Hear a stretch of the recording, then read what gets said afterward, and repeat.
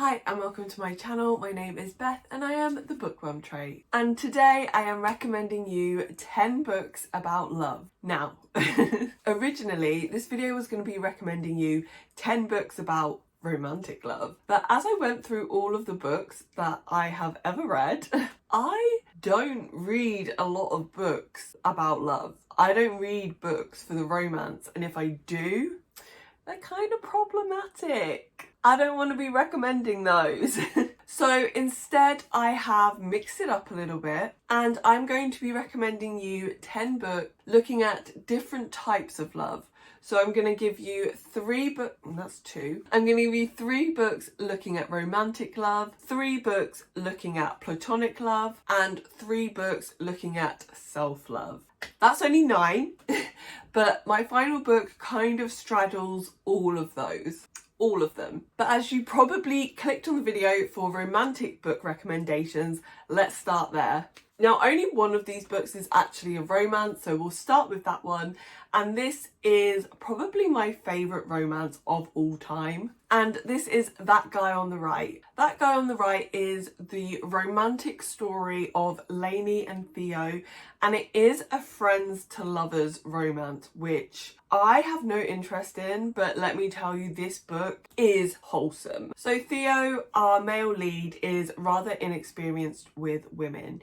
He was in a long-term relationship where they promised they would lose their virginity to each other, and then his girlfriend cheated on him. So Theo has very little romantic experience, and he's also been very burnt from the experience that he has had. He is a band geek, he is wholesome, and he is just the cutest. Like, he is the cutest. Lainey is popular, outgoing, charismatic, but she has a bit of a thing for bad boys. So Lainey makes herself a promise that she's not gonna date. Lainey and Theo meet at a party and end up striking up a friendship. They start an Instagram page where they go and try and experience new things. And the way that this friendship evolves is honestly the cutest thing.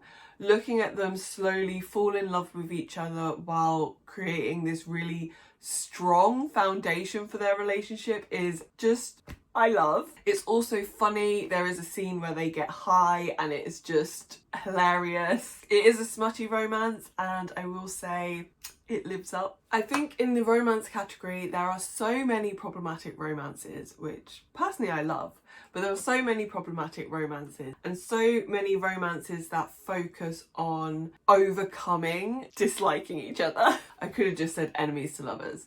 There's so many enemies to lovers romances out there, again, I love. But if you want something that is wholesome and is actually like a story about 2 people who in real life you could see coming together and just being like the most perfect couple, that's what this is. So the next book I'm going to talk about is one of my favourite books of all time, and it's one of my favourite romantic pairings of all time, and that is Strange the Dreamer. Oh my god, I love this book so much. I'm definitely going to be rereading this book soon because I have been thinking about this a lot recently. Strange the Dreamer is not a romance, it is a fantasy, and it is about a guy called Laszlo Strange who is an orphan who works in a library. Laszlo has an interest in a mythical city called Weep. I would compare the status of Weep to something like Atlantis. It is seen as a fairy tale. It's not real. However, one day a delegation from the city of Weep arrive in Laszlo's hometown asking for help. What do they need help with? I can't tell you that. It's a spoiler. I'm sure you've heard so much about this book already if you haven't read it already, because it is a very, very popular book. But I can't really tell you about the romance in this book because it's a spoiler. What I will say is the romance in this book is very insta-lovey, which I know is a lot of people's most hated trope. I personally really don't like it, but I found that the way that Laini Taylor actually did the insta-love made sense for the characters. It made sense to me that they would just instantly fall in love with each other because I can't tell you why. I will also say that I feel like the romances, just all of the side romances, are also just perfect in this book. Muse of Nightmares looks at a lot of the other characters and has them falling in love as well, and I I just love that. If for some reason you haven't read this book already, please go and read it immediately. Turn this video off, go and immediately read Strange the Dreamer, and then come back and just tell me how much it's changed your life. My final recommendation based on romantic love is another book that is not a romance, and this is The Book of M. The Book of M is actually I'm going to call it a fantasy dystopian. Fantasy dystopian. The Book of M is set in a future world where there's been a pandemic and this pandemic causes people to forget. And when they forget, those things cease to exist or they can change. It's quite complicated, but it would basically be like you forget that deers can't fly, and then because you've forgotten that, deers can now fly. In this book, we are following a married couple amongst a few other characters, but we're following a married couple called Max and Ori. One of the dangers with forgetting is that you'll obviously forget your friends and your family. This could cause changes to happen to them, but obviously you could also become quite violent. One day, Max starts forgetting things and Ori is trying to keep her safe, but Max decides that she is going to leave to try and keep Ori safe. The book is then the story of Max trying to get away to keep her husband safe and Ori trying to find her. And it's lovely. Whilst this isn't a book that I would recommend as a romance, it's not a romance, it is a science fiction, fantasy, dystopian thriller. I just loved Ori's dedication to his wife and that he would travel to the ends of the earth to try and find her again. He doesn't know where she is, he doesn't know where she's gone, but he is not going to stop searching for her. And if there is anything more romantic than that, I don't know what it is. So we're now going to move on to platonic love. So when I'm talking about platonic love here, I'm mostly talking about friendship. There is a little bit of family in there as well, which I will touch on when I talk about that book. But the first one I'm going to talk about is Crescent City. Now you may think, well, this is a fantasy romance, so why are you not talking about the romance in it? And that's because honestly, I am indifferent towards romance in it. I like the characters together, but as I said, I don't really read a lot of books for the romance. I don't find myself getting super invested in romantic pairing. And whilst I like Hunt and Bryce as a couple and I enjoyed their romance and I enjoyed that aspect of the book, that's not enough for it to come onto a recommendation for me. What is enough to put it onto a recommendations list for me is the friendships in this book, and I just love them. I really adore the relationship between Bryce and Danica. It reminds me of my relationship with my friends. I would literally kill for my friends. I also like the way that it looks at difficulties and challenges that we can experience in our friendships, how it's hard to be there for someone who is hurting and how that can affect a dynamic between a group, but also how you can overcome that as well. I realise I haven't actually explained what this book is about, but I'm sure you know what this book is about. If you don't, very quick summary. It is a fantasy romance book about a girl called Bryce who is tasked with investigating some crimes that have been going on in her city, Crescent City. She is assigned a bodyguard by the name of Hunt, and it is about them investigating these incidents and falling in love at the same time. This book is really good, so even if you don't want to read it for the platonic friendships, you should read it for like feels. And oh my god, I just remembered I forgot to talk about one of the other friendships in here, which is Bryce, and I'm just going to call her Lele because I don't know how you're supposed to pronounce her name. Bryce and Lele, who is a fire spirit. That is, I can't even talk about it. If you've read the book, you know. If you haven't read the book, you need to read it purely for that, because my heart. So the next book might seem a little bit strange, but it was one of the first books that sprung to mind when I was thinking about platonic friendship, and not just because the word friend is in the title.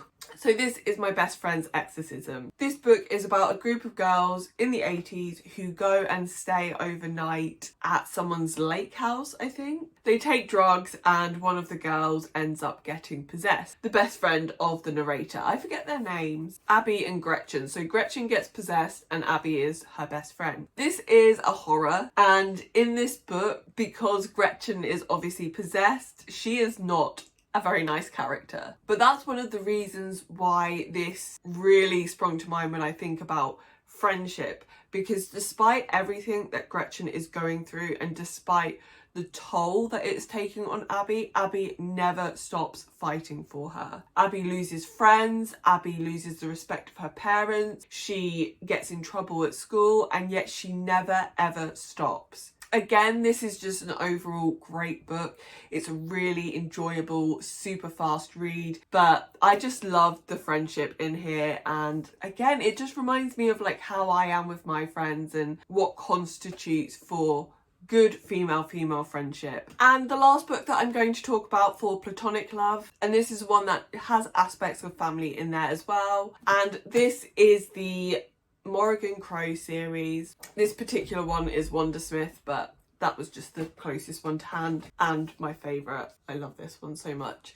Again, this is one of my favourite series. All of these books are really good, and I think all of these books are really good, and actually just looking at them, I've rated all of these books at least 4 stars, but most of them 5 stars, so read all of them. But anyway, Wondersmith. The Morrigan Crow series is about a girl called Morrigan Crow who is a cursed child, and she is fated to die on her 11th birthday. Instead of dying, a man called Jupiter North comes to her house and takes her to a magical world called Nevermore, where he tells her she is very special, and they try to get her enrolled in something called the Wanderers Society, which is for extremely gifted people. This book is so wholesome, and a really strong theme throughout the book is Morrigan's friendship and Morrigan's found family relationship. So being a cursed child, Morrigan has never experienced love growing up. Her family knew she was going to die, so they didn't have any attachment to her. She also grew up without a mother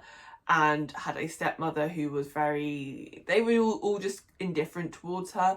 So it wasn't even abusive, but it was neglectful. So seeing Morrigan be able to find this family in Nevermore and in the Hotel de Callion where she lives, not just with Jupiter who becomes a father to her, but there are other people who live in the hotel who become like aunts and uncles, and it's beautiful. We also see, as I said, we also see her make these really strong friendships with other characters in the book as well, and these develop with each book. Not only is this just beautiful to see the development of the relationships, but during the books Morrigan also contemplates these relationships and what they mean to her, and especially in the 3rd book it's something that she thinks about a lot, how she has a found family and how that compares to having a biological family. So now we are going to move on to self-love, and I just looked at my list and realised that every single book on here is written by a black author. So if you're looking for some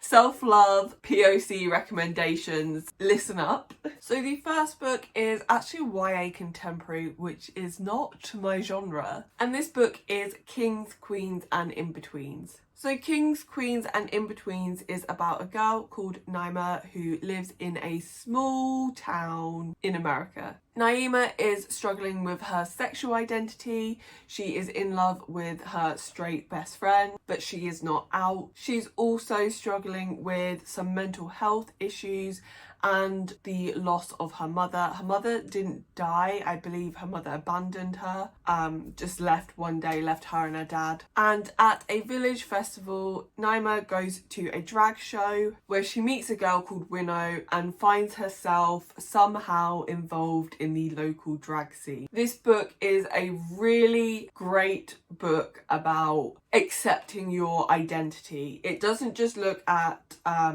sexuality, but it also looks at gender identity. And one of the things that I really love about this book is it doesn't try to fit people into boxes. In this book, we have teenagers trying to come to grips with who they are, and it doesn't end with them having all the answers. I feel like we're often expected to know exactly how we identify and what our gender or sexual identity is, to know definitively, whereas for many of us it is a journey and it takes a long time, and that's what we see in this book. We also see how self-hatred can affect how you act and how you treat other people, and just all in all I think this is a really important story This is a YA contemporary. It is aimed at teenagers, and I definitely feel that this is an important book for teenagers to read, to let them know that it's okay not to know, it's okay to feel angry, it's okay not to be okay. This book does also deal with platonic love, because we do have some aspects of found family here, and we do look a lot at the relationship between friends as well. The next book I want to talk about is Black Flamingo. Oh, I love this book.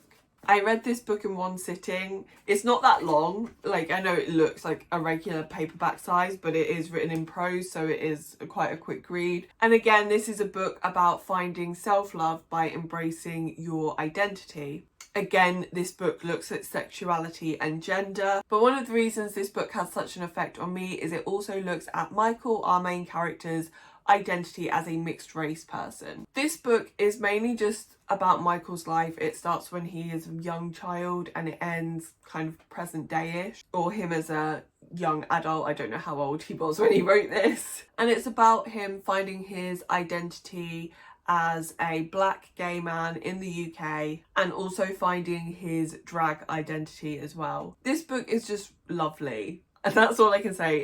It's really lovely, and whilst a book written in prose definitely doesn't sound like something I would like, I love this. I love it.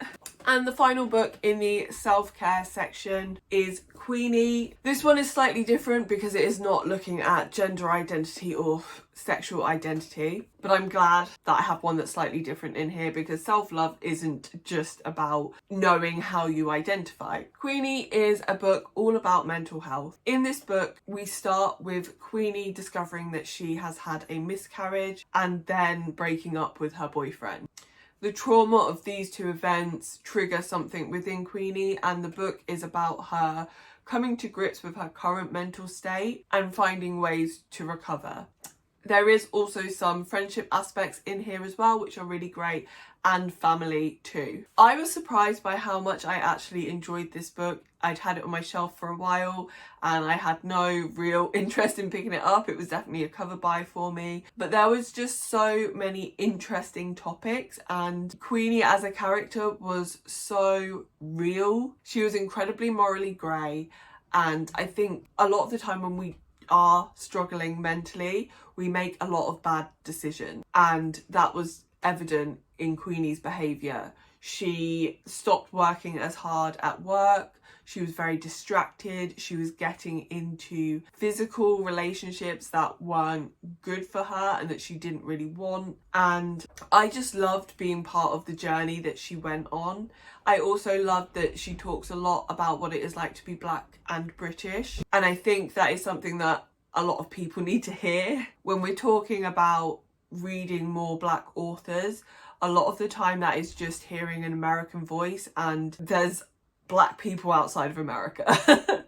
Our experiences are not the same, they're not interchangeable. And whilst it's important to acknowledge the racism that there is in America, because it is so horrific, and I definitely feel more fortunate to be British as a person of colour, that doesn't mean that there isn't racism here, and we need to make sure that we are learning about racism in all of its forms and in all countries. So that's another really important thing in Queenie. But the main story is about self-love and Queenie's journey to forgive herself for the mistakes that she's made in the past. Also coming to accept that maybe she has some mental health issues that she needs to look at and work on, and just being her best self, living her best life, being the queen that Queenie is. And finally, moving on to my final book, and this is currently my top read of the year, and that book is Eleanor Oliphant is Extremely Fine. And if you saw my January wrap up, you will know that I just loved this book. I just loved this book. Eleanor Oliphant is Extremely Fine is a book about, I would say it's a book about trauma and recovery from trauma. Eleanor has had a very difficult childhood. There was a lot of abuse in her childhood, and it has caused her to have a lot of issues in her adult life with making friends and maintaining relationships. She comes across as incredibly unlikable and people don't want to be around her. More than that, people are mean to her because she is not nice to them. One day, Eleanor is at a gig and she sees a musician and she falls in love with him. And the book then follows Eleanor's journey to become someone that this musician would want to date. So she starts to try and have a social life. She starts to change her appearance. And so in that aspect, we have the self-love element. Eleanor begins to look at her past and think about how to move on from it. We also have a platonic element because Eleanor does make a really good friend in this book called Raymond, and he is the love of my life. He is such a great character and he sees Eleanor for what she is rather than the wall that she puts up. Raymond is such a great character because Eleanor doesn't have to change for him. He isn't put off by her frosty exterior. Instead, he kind of chips away at it through humour and acceptance and constant, unending love. He is always there for her. Oh my God, I can't even talk about him without like wanting to cry. He is just so kind and so good to her, and their relationship as it evolves throughout the story is just the cherry on the cake, on the ice cream, the cherry on the sundae. I don't know, it's the cherry on the cake, I think is the saying. There is some romance in the book. I am tenuously saying that it kind of can be counted as romantic love, but not really. That's not really the main purpose on the book. It is in there, but the other elements, the self-love and the platonic love, are just so much stronger and so much more beautiful and perfection. This book is just utter perfection. So thank you so much for watching this video. I hope you got some good recommendations from it. Please leave me your favourite love heart emoji in the comments down below to let me know you are here. Please also let me know if you've read any of these books or if you're going to read any of these books, or if you've got any recommendations for me. If you like this video, then don't forget to like it and subscribe if you want to see more from me in the future. And hopefully you'll come back and see me in another video soon. Bye!